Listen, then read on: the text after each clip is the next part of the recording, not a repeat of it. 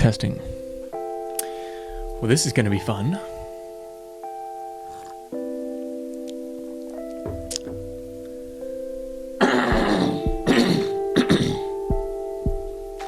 La, la, la, la, la.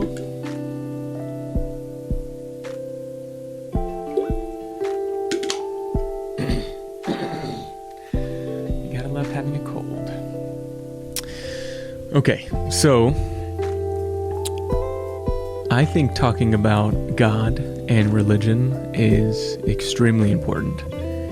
And I think it is the number one most taboo topic you can think of. Like, I'd rather you talk about your divorce. I'd rather you talk about your political views, your view on abortion, but don't talk about faith, especially if we disagree on faith, because then you're going to think that my family's going to go to hell, or hell doesn't exist, or God doesn't exist, or your God's right and my God's wrong, or XYZ. I think it's an extremely taboo topic. So, over the next 30 days, I am going to try to have a non-scripted, non-bland, daily long-form video going over 30 topics on God. So you know what this video is about. I currently do not know what this video is about. You know because you clicked the title. I have no idea because it's in here. So I came up with this idea yesterday, got a piece of paper, wrote down 30 conversation starting questions about God and faith, and threw them in the only piece of glass where I had that made any kind of sense, and that is a pour over coffee contraption. So every day for the next 30 days, I'm going to pull one out, shoot a video. It's going to be either not edited at all or very minimally edited. So like today, I have a cough. Maybe you're just going to hear me cough and you're just going to have to deal with it. Sorry about that. But I think it'll be a good time, because I think the best conversations I've ever had about God weren't in a debate setting. They weren't in a lecture setting. They weren't in reading a book. It wasn't a book review. It wasn't anything structured. It was just sitting down with a friend, family member, stranger, and just talking. And what came out was something that I think is amazing, and that's an ability to talk about something that's extremely important in a genuine way. So I'm going to try to make these videos in as close to that as possible. So if you were sitting down with a friend having a cup of coffee, and your friend has said, hey, blank about faith or about God or about religion or about atheism or about any of these worldviews or worldview topics. And so let's jump right in. So today is number 1. Okay.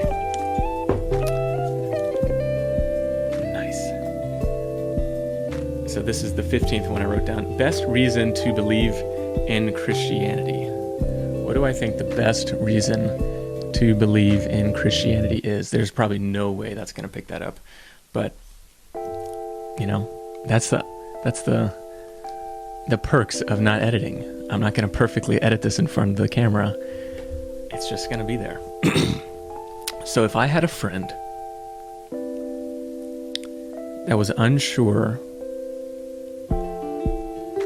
about why they should believe in Christianity, and they asked me why, what do I think the best reason to believe in Christianity is?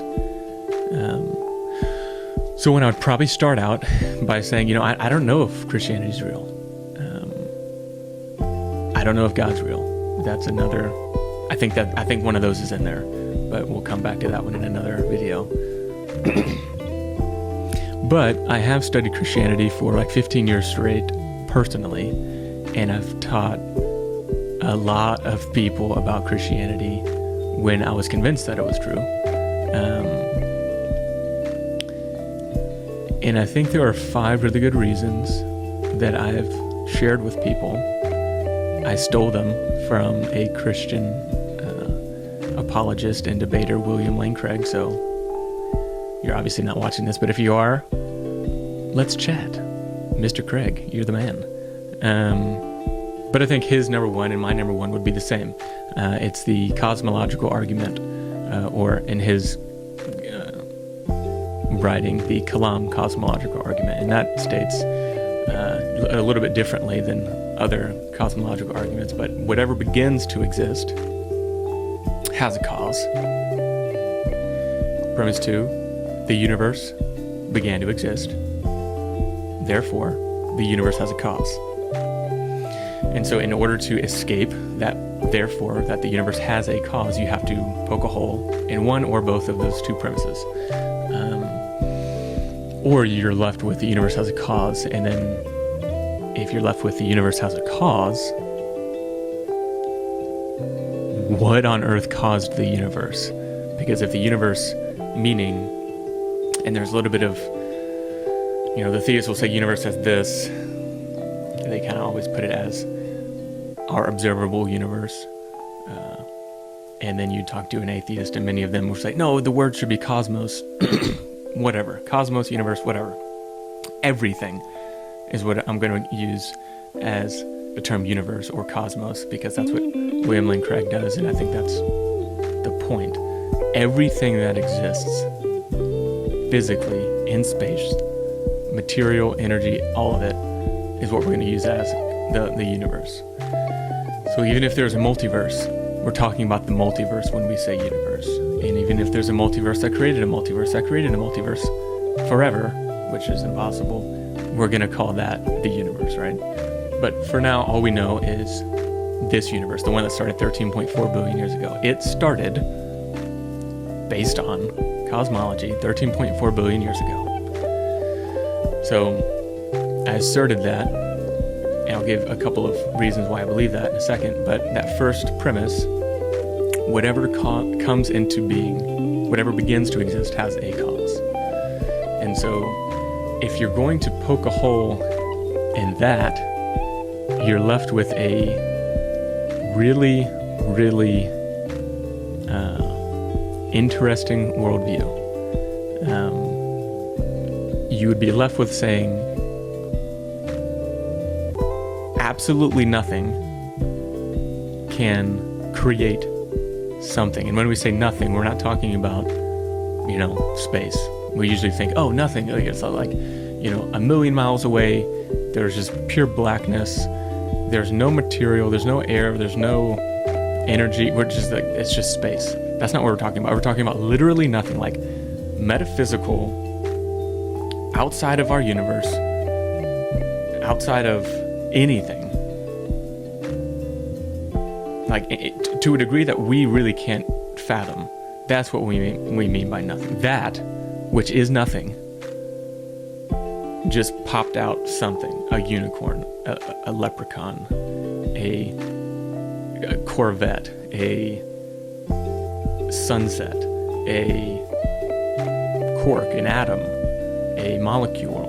Like, if you want to just assert that things can come into being out of nothingness, then you are completely fine to do that. That is your choice. As a human being, you can just have that intellectual decision, but there is nothing we can ever come into empirical or theoretical evidence and say, because of this, I believe this. You're just going to say, my axiom, which is just like your starting spot, your base level assumption, is that things pop into existence, or at least it's possible that things can pop into existence out of absolutely nothing.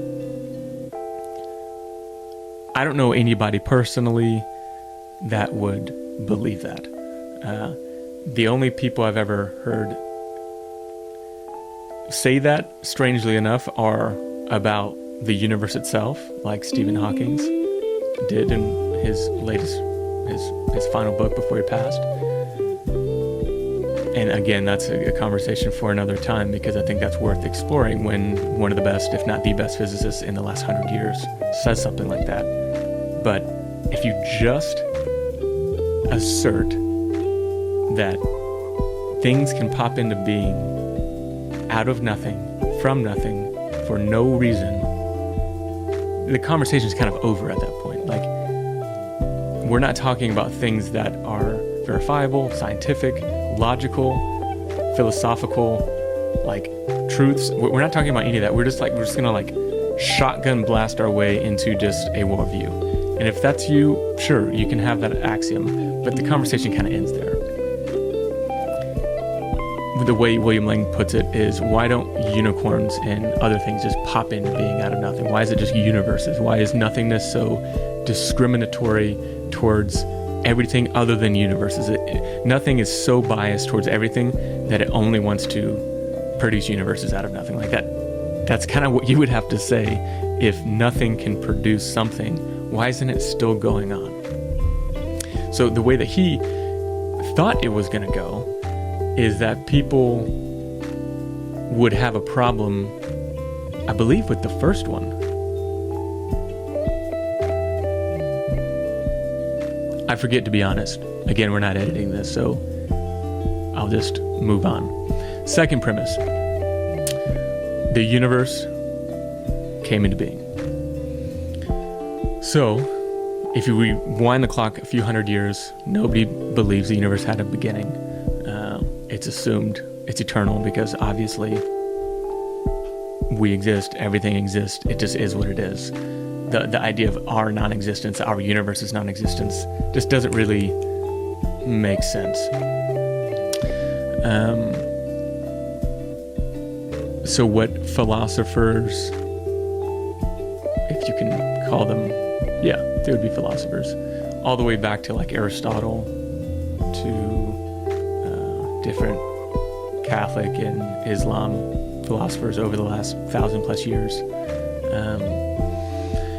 they pointed to theoretical evidence or philosophical evidence to show that there had to be what they called a first mover, an origin of everything.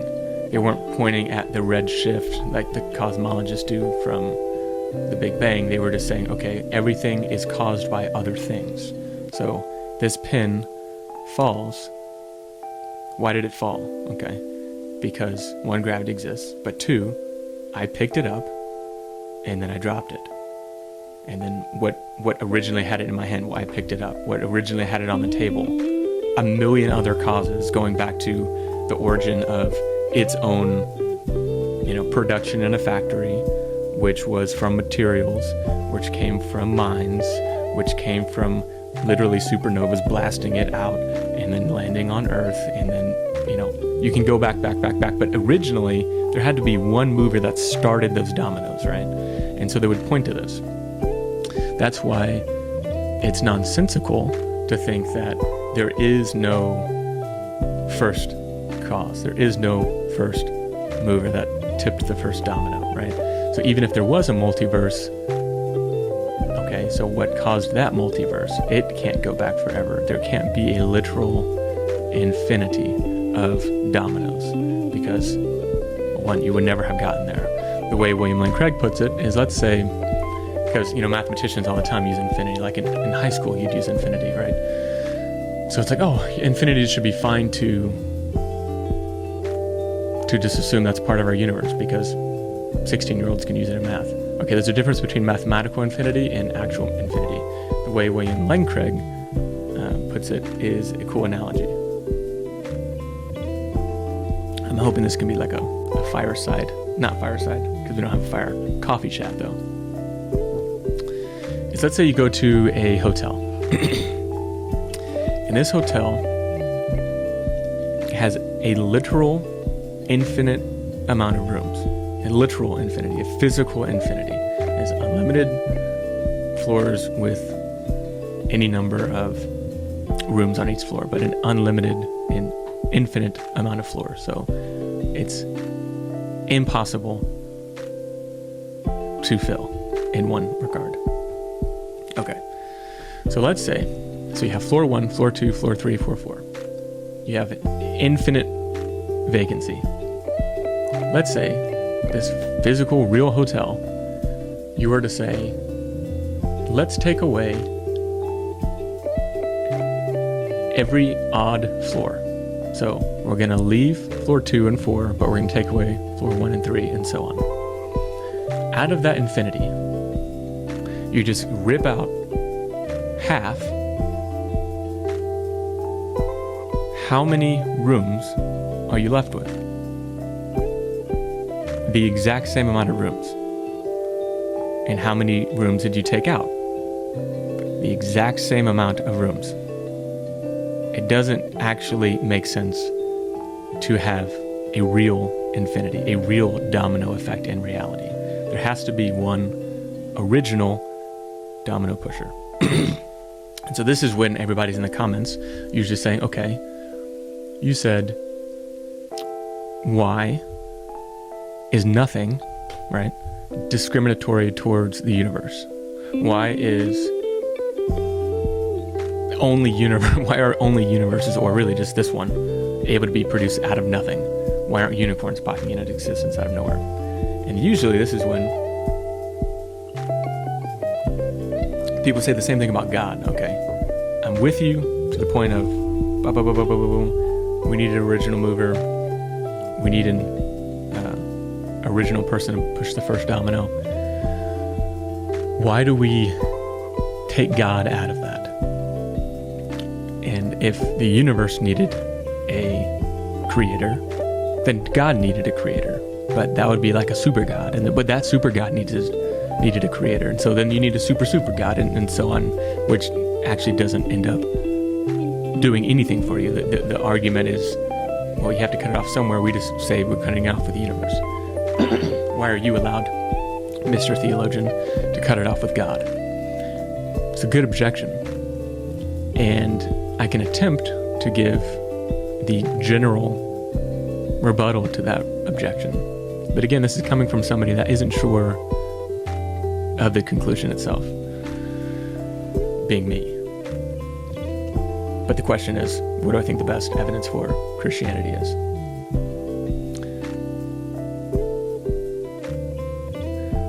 If there is, with the first premise, whatever begins to exist has a cause. William Lane Craig, with the Kalam cosmological argument, added whatever begins to exist. He didn't include everything. It's just what begins to exist. So if something didn't begin to exist, it therefore wouldn't need a cause. For God, the idea is he couldn't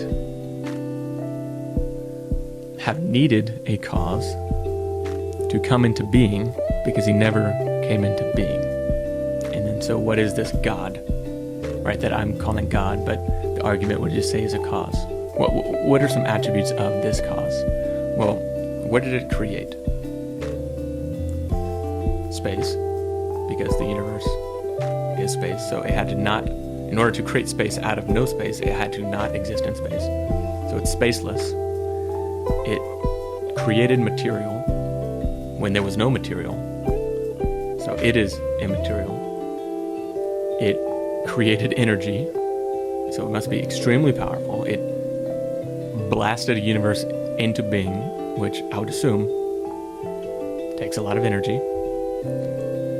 Many people would say it needed some type of personal aspect, and not personal as like, oh, he's my personal savior. Personal aspect in he, or the cause, had all the necessary elements that needed to create the universe, but the universe was only created 13.4 billion years ago. Therefore, why wasn't the universe created infinitely long ago if all the elements were there? So the idea is this cause had to in some way choose a time, even though time doesn't exist, 13.4 billion years ago to create the universe. And then lastly, space and time moving together.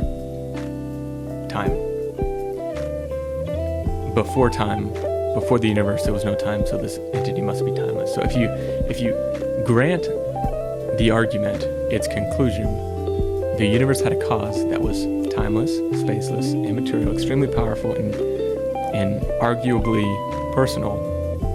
that sounds a lot like a God, like the Christian God. Now, the question specifically was, what about Christianity? So I kind of went into all of that because for me,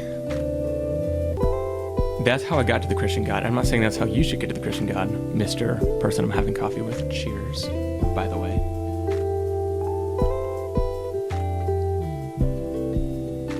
But if you're going to believe in Christianity, you have to believe in the biggest premise of all, which I would argue isn't Jesus. Even though that's the most specific, that's not the biggest. It's not that a guy can, come back to life. That's pretty crazy, but that's not the biggest. The biggest hurdle is believing in God. Then to get to Christianity, you have to think, okay, well, if that being was personal and did want to interact with humanity, how would that being go about it? And virtually every religion, in some way, shape, or form, says that being communicated with a person, or did signs, or showed humanity something about itself.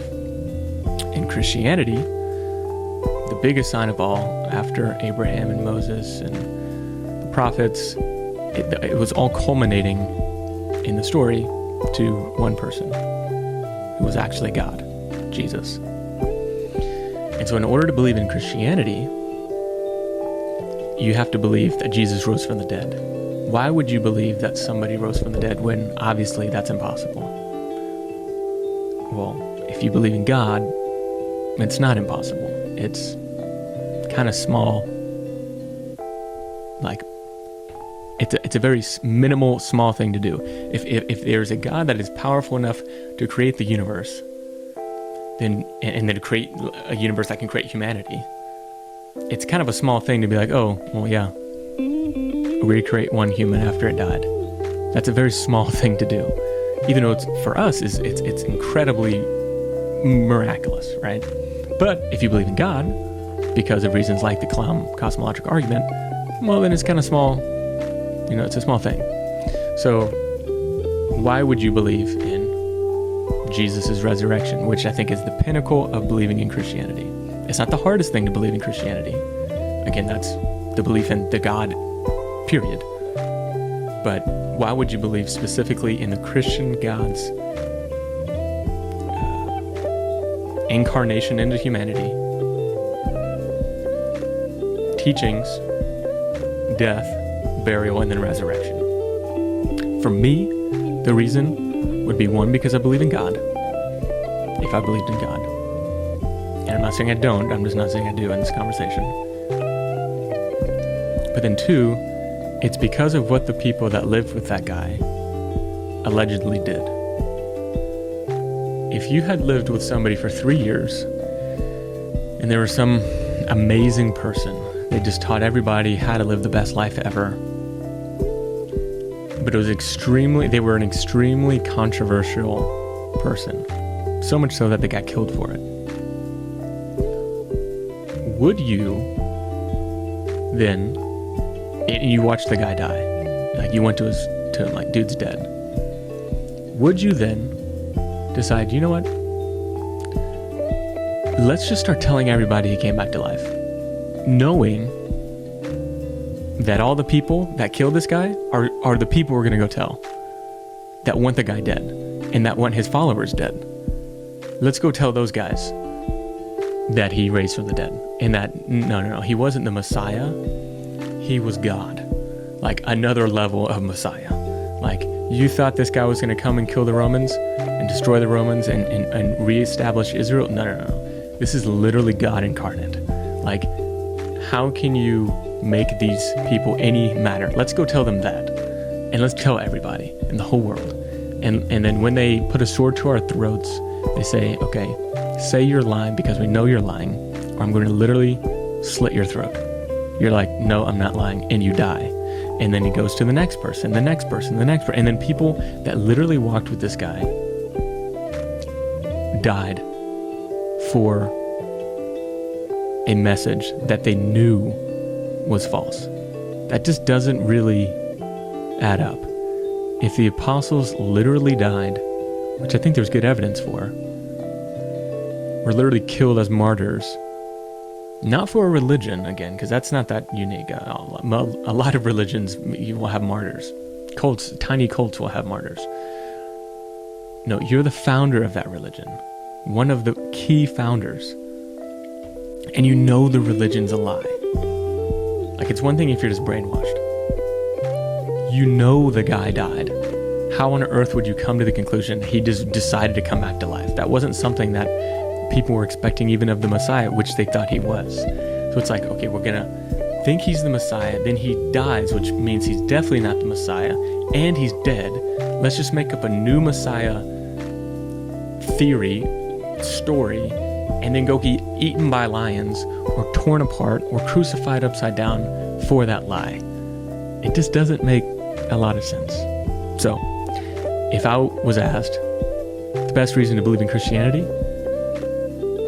well, first I think you gotta believe in God, but if you believe in God, then I don't think that's that crazy to make the leap that God wanted to communicate with his creation that is of intellectual ability to communicate back.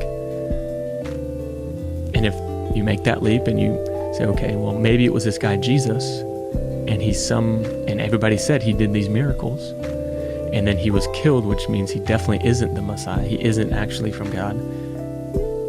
And then all of his followers say that he rose from the dead, which they knew was going to lead to their death and did lead to their death. Well, what if he actually did raise from the dead?